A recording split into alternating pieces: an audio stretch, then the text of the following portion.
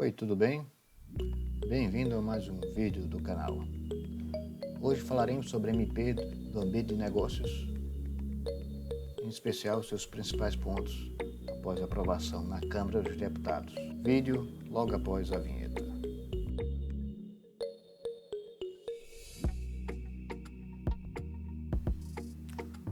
Olá, o vídeo de hoje será sobre a MP do ambiente de negócios, MP 1040 de 2021, que foi editada no dia 29 de março de 2021.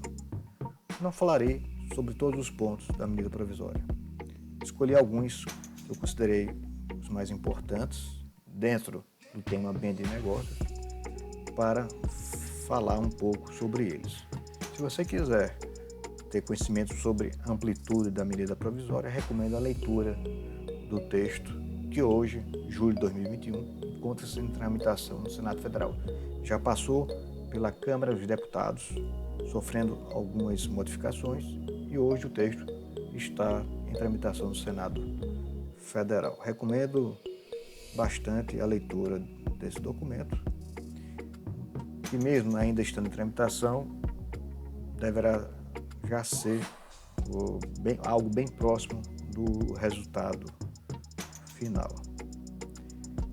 O ambiente de negócio no Brasil, que não é novidade para ninguém, precisa sofrer melhoras, precisa ser melhorado para facilitar a abertura de empresas, a realização de negócios, fechamento de empresas também nas situações que forem devidas, porque hoje o Brasil se encontra numa situação meio hostil aos negócios. E isso é péssimo para a competitividade brasileira no mercado internacional.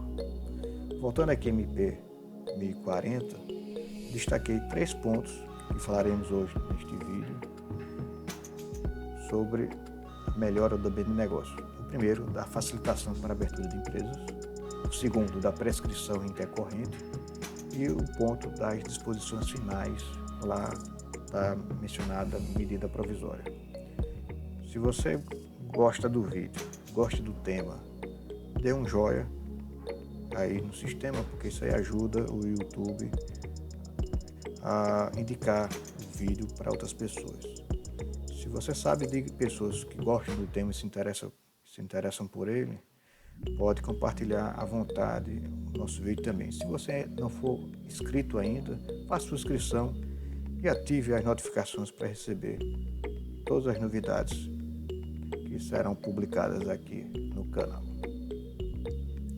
Então, iniciando pela facilitação para a abertura de empresas, o artigo 2º altera a Lei 11.598, que criou a Redesim, e que a Redesim, essa Lei 11.598, passará a vigorar com as seguintes alterações introduzidas pela MP 1040/2021. O artigo 6º, no seu caput, diz o seguinte: que as licenças serão concedidas de forma automática para atividades de risco médio. Existe uma classificação feita em âmbito federal do que são empresas de risco médio. Então, enquanto os estados e municípios não fizerem as suas respectivas declarações de risco médio, valerá para a concessão automática de licenças a classificação feita em nível federal. Então, uma vez requerida essa licença, com a apresentação dos documentos, esta licença será automaticamente concedida e o empresário tomará ciência, assinando o respectivo termo de responsabilidade, no qual constará todas as obrigações que ele deve seguir, sob pena de ter essa licença revogada. O parágrafo 2º fala justamente que estarão previstas no termo de ciência as exigências que deverão ser cumpridas antes do início da atividade empresarial.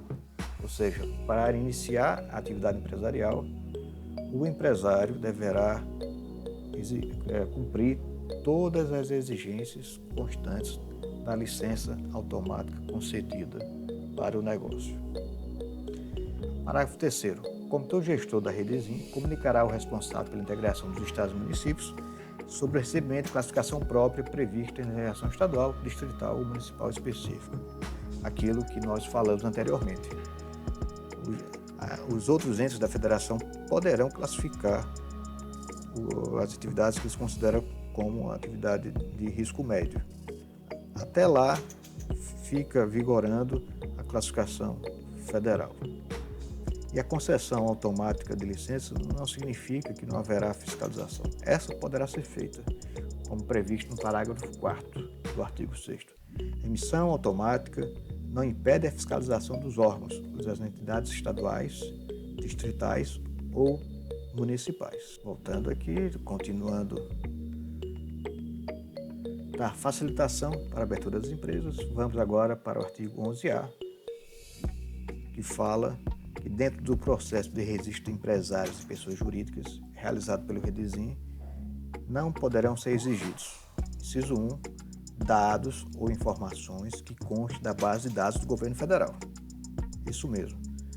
Se aquela informação ou aquele dado já estiver na base de dados do governo federal, não poderá ser exigido novamente. Isso aí é interessante porque diminui a quantidade da papelada hoje exigida para abertura de empresas. Quem lida com isso sabe muito bem que muitas vezes, mesmo com a informação já contida no cadastro, o ente estatal exige novamente toda aquela papelada. Muitas vezes a papelada a cópia precisa ser autenticada, isso aí gera mais custos para o empresário, para a abertura de empresa, além de aumentar a burocracia, que demanda mais tempo para análise. Então, no artigo 11A, inciso 1, se as informações estiverem no banco de dados do governo federal, não poderão ser mais exigidas no processo de registro de empresários e de pessoas jurídicas, ou seja, de empresas. Também não poderão ser serem feitas, no caso do inciso 2, as coletas adicionais a realizada no âmbito do sistema responsável pela integração. Ou seja, aqueles dados contidos no Redizim serão suficientes para o processo de registro de empresários e também de pessoas jurídicas. Parágrafo único. A inscrição fiscal federal no CNPJ dispensa a necessidade de coleta de dados adicionais pelos estados, pelo Distrito Federal e pelos municípios, e a Fazenda Pública da União permutará as informações cadastrais com os entes federativos respectivos. Ou seja, vai facilitar muito a questão da inscrição estadual da empresa e também municipal, porque uma vez a informação estando no dado do governo federal, esses dados serão compartilhados com as outras fazendas, com os outros entes federativos, agilizando bastante a questão da abertura de empresas e também das inscrições respectivas. O artigo 3º diz o seguinte, que a Lei 8.934, que trata sobre o registro público de empresas mercantis e atividades afins, passará a vigorar com algumas alterações. O artigo 35A da Lei 8.934 terá a seguinte redação: o empresário ou pessoa jurídica poderá optar por utilizar o número de inscrição do Cadastro Nacional da Pessoa Jurídica como nome empresarial, seguido da partícula identificadora do tipo societário ou jurídico, quando exigida por lei. Aqui fala da questão do nome empresarial, que pelo artigo 35A, que poderá utilizar o número da inscrição no Cadastro Nacional da Pessoa Jurídica como nome empresarial. Artigo 57. Quaisquer atos e documentos, após microfilmados ou preservada a sua imagem por meios tecnológicos mais avançados, poderão ser eliminados pelas juntas comerciais, conforme disposto em regulamento. Parágrafo único. Antes da eliminação, será concedido o prazo de 30 dias para os acionistas, diretores e procuradores das empresas, outros interessados retirarem facultativamente a documentação original sem qualquer custo. Aqui nós percebemos que há, de certa forma, uma recomendação para a digitalização dos documentos, digitalização de todos os processos dentro das juntas comerciais. Isso aí com certeza trará ganhos de tempo para todos, porque manejar documentos físicos dentro de um processo complexo dentro de uma junta comercial demanda muito mais pessoas, muito mais tempo para análise e conclusão daquele processo. Ocorrendo a digitalização, pelo menos em tese, esse tempo pode ser abreviado. Agora, o que precisa ser feito no Brasil é o seguinte: claro que a inserção dessas diretivas no ordenamento jurídico através de lei é importante, porque nós teremos um marco legal para servir de norte para todos. Porém, também precisa que haja uma alteração na cultura estatal, na cultura da administração pública, porque não adianta só digitalizar os processos se nessa digitalização ela estiver impregnada daquele excesso burocrático sem sentido, que só serve muitas vezes para gerar mais custos para o setor produtivo. Então, eu espero que com a digitalização também venha uma modificação cultural no sentido de diminuir a burocracia estatal nos processos para que o mesmo objetivo possa ser alcançado de forma menos onerosa. O artigo 63 diz o seguinte: os atos levados ao arquivamento nas juntas comerciais são dispensados de reconhecimento de firma. Outro ponto bastante importante para diminuir a burocracia em todo esse processo. Reconhecimento de firma demanda esforço, demanda tempo, demanda recurso financeiro para isso. E alguém lá na junta comercial pode muito bem comparar a assinatura e verificar a autenticidade, sem a necessidade de reconhecimento de firma por um cartório, que é um terceiro nessa relação aí com a junta comercial, possa atestar que aquela firma, aquela assinatura é realmente daquela pessoa. O segundo ponto que a medida provisória trouxe foi a inserção no Código Civil brasileiro do entendimento já consolidado na jurisprudência do STJ sobre a prescrição intercorrente.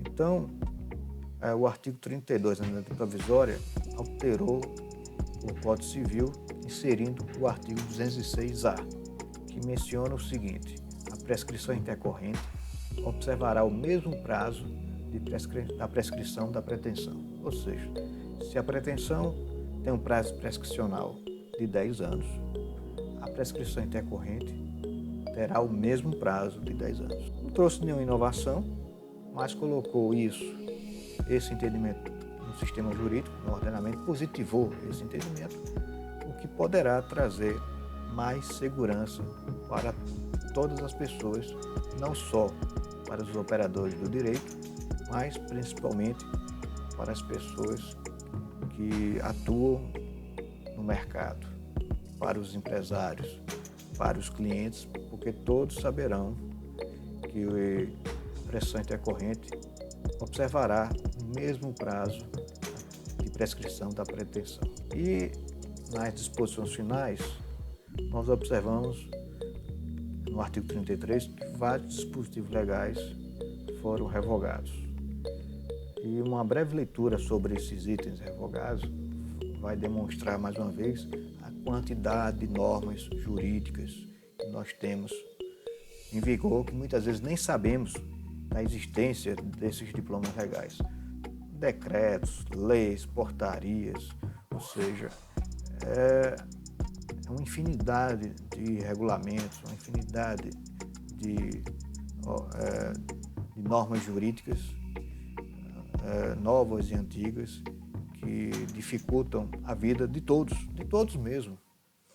Não pense que o jurista não se perde no meio da quantidade de leis, de decretos, de portarias existentes em vigor, que muitas vezes não são aplicadas porque já estão ultrapassadas, mas que estão ali e que devem ser observadas. A não observação pode gerar uma penalidade administrativa ou de outra natureza jurídica. Então aqui a MP trouxe a revogação de várias normas jurídicas, que depois eu convido vocês a lerem com mais calma o texto da medida provisória para terem noção do que foi revogado. Há muitas revogações. Veja, esse item tem 26 pontos aí. Algumas revogações são totais, são do texto completo, do dispositivo legal completo. Outros são de alguns artigos, alguns parágrafos dentro daquele dispositivo. A exemplo da Lei 12.546 de 2011, que revogou alguns parágrafos de alguns artigos, como estariam elencados nas letras A a D. E por último, o artigo 34 traz o prazo de vigor da medida provisória. Como nós sabemos, pelo artigo 62 da Constituição Federal, a medida provisória entra em vigor da data da sua publicação pelo prazo de 60 dias, podendo ser prorrogado esse prazo por mais uma vez de 60 dias e pronto. Então, só que essa medida provisória aqui trouxe uma vacatio legis interna que menciona o prazo para começar a produção de efeitos dentro de alguns ordenamentos jurídicos daquelas leis que foram alteradas por esta medida provisória. O inciso 1 diz 365 dias contados da data de publicação, quanto à parte do artigo 5º que altera o parágrafo 3º do artigo 138 da Lei 6.404 de 76. Ou seja, ele trouxe aqui vacatio legis para o início da produção de efeitos das alterações trazidas pela medida provisória dentro daqueles outros diplomas legais. Espero que essa medida provisória, quando aprovada e convertida em lei, ela possa ser mais um contributo para a diminuição da burocracia no Brasil, junto com alterações legislativas feitas anteriormente. Um outro exemplo foi a medida provisória que tratou da liberdade econômica, que inseriu princípios de liberdade econômica no ordenamento jurídico brasileiro, que são importantes como um norte para o legislador, como também para o regulador, de como a regulação deve ser feita, que atualmente precisa de um estudo de impacto regulatório, coisa que antes não era exigida, mas que depois da medida provisória da liberdade econômica passou a ser exigida, algo extremamente salutar, porque muitas vezes a regulação tem muito mais efeitos deletérios, negativos, do que positivos. Então, esse tipo de regulação não é interessante para ninguém, então ela deve ser evitada. Já outra regulação que traga efeitos positivos pode ser interessante para todos. A cada dia que passa, eu concordo com as pessoas que dizem que a melhor regulação é aquela que não existe. Porque toda vez que o Estado inventa de regular algo, ele gera muito mais efeitos danosos do que positivos e depois tenta consertar e gera outros, e assim essa cadeia de resultados negativos ela não tem fim. Mas dentro do Estado brasileiro é interessante que haja normas que estipulem certos princípios para a regulação, como também normas dentro do mercado, dentro do ambiente de negócio, que possa trazer a diminuição da burocracia para a abertura de empresas, podendo contribuir para uma melhora no ambiente de negócios e podendo trazer um pouco mais de competitividade para o Brasil.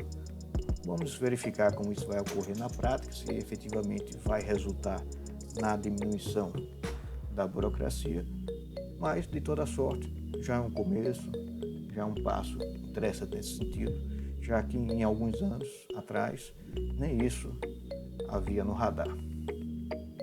Então, se você gostou deste vídeo, deixe o seu joinha, que ajuda bastante o canal. Inscreva-se caso você ainda não seja inscrito e aperte aí para receber as notificações. Fique à vontade também para compartilhar esse vídeo com seus conhecidos. Muito obrigado pela sua atenção e até breve.